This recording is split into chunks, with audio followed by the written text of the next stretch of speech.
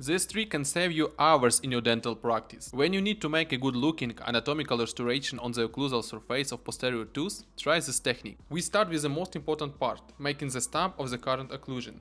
Apply a thin layer of Vaseline on the tooth. Then cover the occlusion surface with a flowable composite, cure for 3 seconds, place a stick or brush handle and add a bit more composite over it. Cure for another 10 seconds and gently remove it. Now you have your stamp.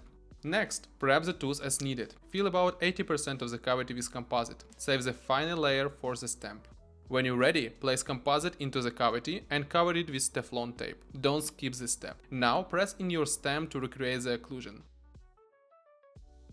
Clean off the excess, remove the stamp and Teflon and check the anatomy. If everything looks good, cure for 30 seconds.